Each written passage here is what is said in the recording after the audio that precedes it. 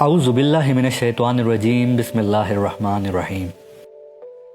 ناظرین کرام، پاکستان کے انتہائی جنوب مغرب میں اور دنیا کے سب سے بڑے بحری تجارتی راستے پر واقع صوبہ بلوچستان کا شہر گوادر اپنی شاندار جغرافیائی حیثیت اور زیر تعمیر دنیا کی جدید ترین بندرگاہ کے باعث عالمی سطح پر معروف ہے، اور گوادر کا ساحل کئی صدیوں سے نہ صرف مکران بلکہ پورے بر صغیر اور مشرق وسطی کی باہمی تجارت، نقل و حمل اور ان تک رسائی کا اہم وسیلہ رہا ہے۔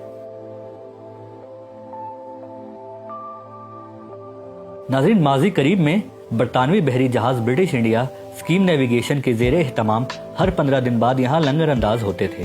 یہ ساحل ہندوستان، چین، عمان اور سعودی عرب سمیت ایران، کویت، بحرین، قطر اور یمن سے آنے والے بحری تجارتی راستوں کا ایسا سنگم ہے جو نہ ماضی میں کبھی گم ہوا، نہ مستقبل میں کبھی اوجل ہو پائے گا۔ ناظرین، گوادر دو الفاظ کا مجموعہ ہے، گوات ہوا کو کہتے ہیں اور در دروازے کو۔ ناظرین، ہوا کا یہ دروازہ تربت شہر سے صرف 120 کلومیٹر کے فاصلے پر واقع ہے، جبکہ ایران کے صوبے سیستان کی بندرگاہ چابہار سے اس کا فاصلہ 170 کلومیٹر بنتا ہے۔ ناظرین، پشکان کی کسی بھی اونچی پہاڑی سے مسقط شہر کی روشنیاں جھلملاتی ہوئی بالکل صاف دکھائی دیتی ہیں۔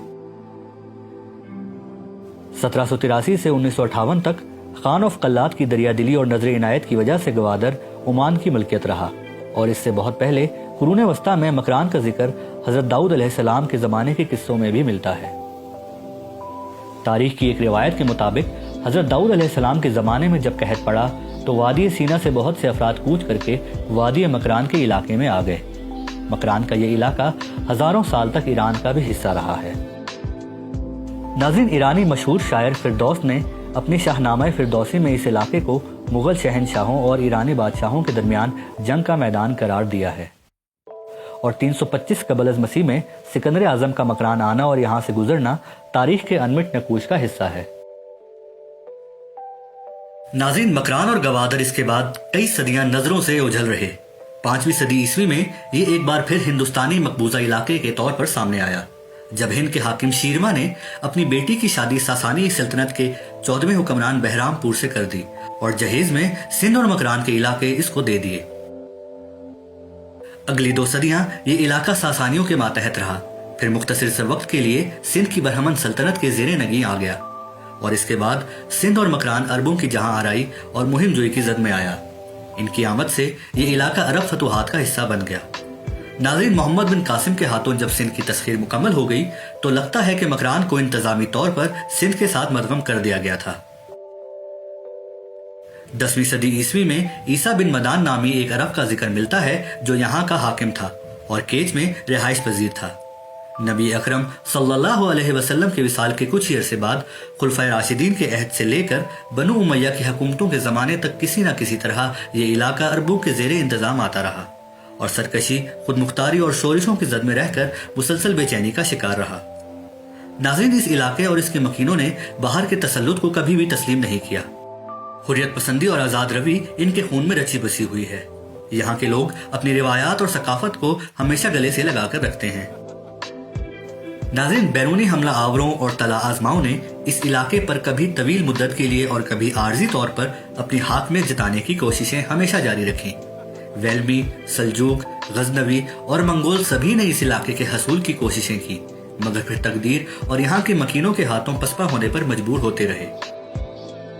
اس بات کا واضح ثبوت نہیں مل سکا کہ مکران کبھی باضابطہ طور پر دہلی کے مغل بادشاہوں کے زیر اثر ان کی سلطنت کا حصہ رہا ہو یا مستقل ان کا متی ہو گیا ہو۔ ناظرین، 16ویں صدی کے آغاز میں پرتگالیوں نے بھی ہندوستان کی طرف مہم جوئی کی اور مکران کے ساحل کے ساتھ ساتھ متعدد مقامات پر قبضہ جمانے کی کوشش کی، لیکن وہ زیادہ اندر تک نہ جا سکے۔ گوادر اور پسنی میں ان سے چھینی گئی 2 توپیں ان کی ناکامی کی شہادت دیتی ہیں، جو وہاں 1901 میں رکھی گئیں۔ ناظرین، پرتگالیوں نے پسنی اور گوادر کو جلا ڈالا تھا۔ 12ویں صدی تک مقامی ملک ان علاقوں کے مالک بن گئے تھے۔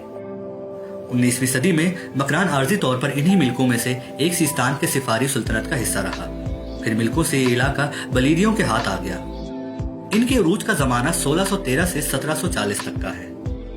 بلیدیوں کے زوال کے بعد گجکی علاقے کے مختار و مالک بن گئے، پھر خانز آف کلات اور میروں سمیت متعدد طاقتور قبیلوں کے درمیان چپکلش اور زور آزمائی کا سلسلہ جاری رہا۔ ناظرین، جب پہلی افغان وار چھڑی تو برطانویوں کی نظر ادھر اٹھی۔ میجر لیچ نے حاجی عبد النبی کو اس علاقے کا دورہ کرنے 1838 میں روانہ کیا۔ پھر میجر گولڈ سمتھ نے 1861 میں ہند یورپی ٹیلی گراف لائن بچھانے کے لیے اس علاقے کا سروے کیا۔ ناظرین، 1869 میں ایرانیوں نے بمپور کے حاکم ابراہیم خان کے تخت پشین پر قبضہ کر لیا، لیکن انگریز کی حکومت ہند نے خان آف کلات کی مرضی پر فارسیوں کی پیش قدمی روک دی۔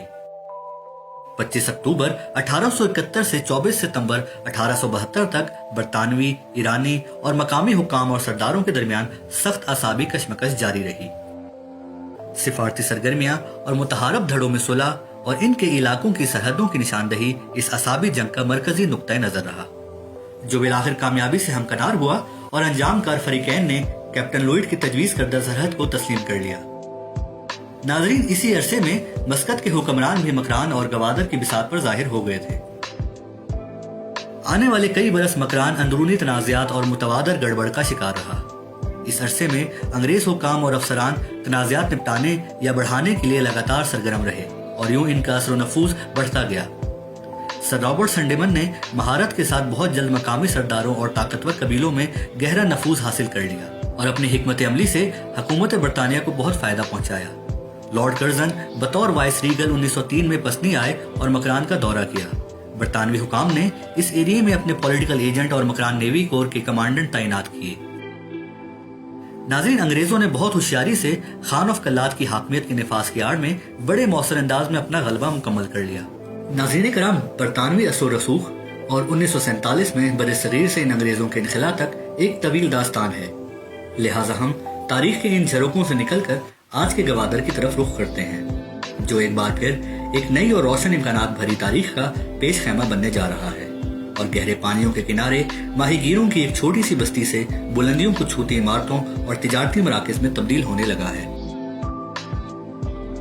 گوادر کی اسٹریٹجک اہمیت باضابطہ طور پر 1954 میں اس وقت ابھر کر سامنے آئی جب امریکی جیولوجیکل سروے نے حکومت پاکستان کی درخواست پر اسے گہرے پانیوں کی موزوں ترین بندرگاہ کے طور پر شناخت کیا۔ اس عرصے میں پاکستان گوادر کے واپس حصول کے لیے خاموشی کے ساتھ کوششوں میں لگا رہا۔ کئی پاپڑ بیلنے کے بعد آخر کار اس دور کے وزیر اعظم فیروز خان نون کو یہ اعزاز حاصل ہوا کہ 1958 میں گوادر باضابطہ طور پر پاکستان کا حصہ بن گیا۔ مسقط کے سلطان علی گڑھ یونیورسٹی سے فارغ التحصیل ہیں اور بھارتی قیادت سے ان کے مراسم بہت اچھے تھے۔ اس مرحلے میں بھارت نے ان کے مراسم سے فائدہ اٹھانے کے لیے ایڑی چوٹی کا زور لگایا، مگر وزیر اعظم پاکستان کی نو مسلم اہلیہ بیگم وقار النساء نون کے برطانیہ میں گہرے اثرات اور مراسم نے بھارت کی یہ کوشش ناکام بنا دی۔ گوادر کی پاکستان کو حوالگی بیگم وقار النساء کے ذکر اور کوشش کے اعتراف کے بغیر ہمیشہ ادھوری رہے گی۔ اس خاتون کی پاکستان کے لیے اس خدمت کو کبھی فراموش نہیں کیا جانا چاہیے۔